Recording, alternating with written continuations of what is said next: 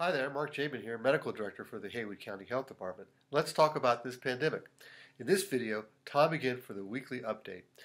Everyone's doing better, not yet better enough. So please share this with someone you care about. Now, nationally, you can see here much more of the country not in red, and in fact, there are 10 states no longer in the red. Only one low enough, however, to be in the yellow, and that's Hawaii, which has really controlled their numbers throughout the pandemic much better than any other state. Maine, you'll see, is in green, but it does not appear to have been reporting data this week. And North Dakota, all the way down from 126 new cases per day average per 100,000 population in November, down now at the end of January, all the way to 17. Here in the southeast, everyone has seen a decrease off their mid-January peaks. But note, the goal is to be less than 10 new cases average per 100,000 population.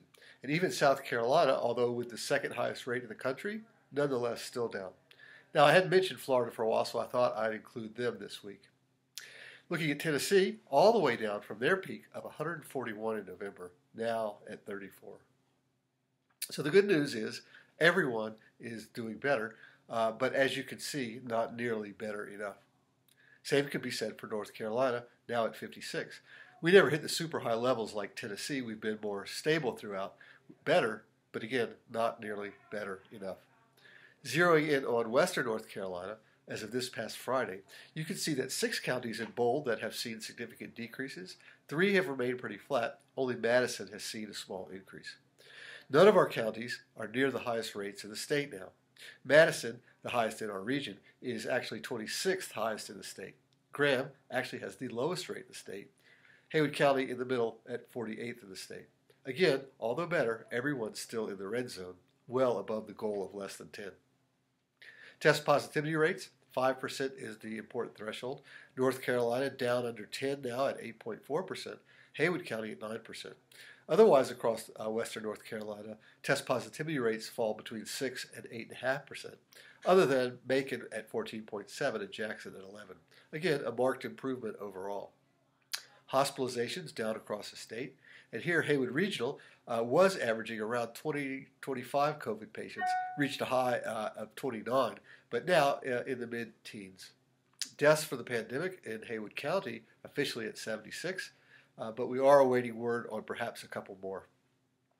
Haywood County total cases for the pandemic is at 3,345, and if you recall, we started January around 2,200, and for you stat heads, that's a 50% increase in just this month.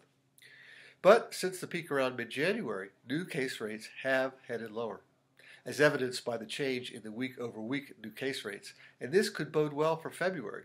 But in those week-over-week numbers, you can also see that for the past 2 weeks, we in Haywood County seem to have hit a plateau.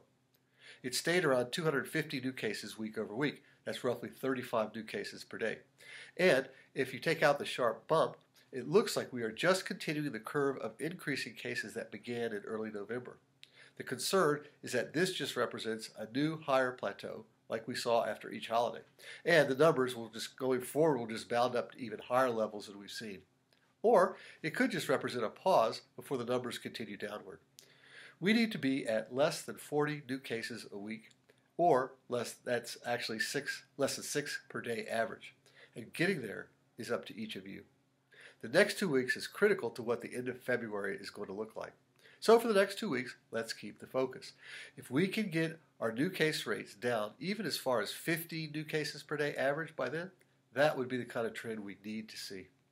We do, though, however, have a challenge getting our case numbers lower. It is highly likely that the variants of the virus that you heard about are already circulating here, and we know they are more transmissible. So it's even more important to continue being vigilant. Or if you've not been, how about start today, especially around gatherings, indoor events, and especially with those you share time with at home and at work. And need another incentive? How about this? The lower the case rates, the faster vaccination can get us back to normal, where we can safely gather together again. So be well and be careful, especially right now.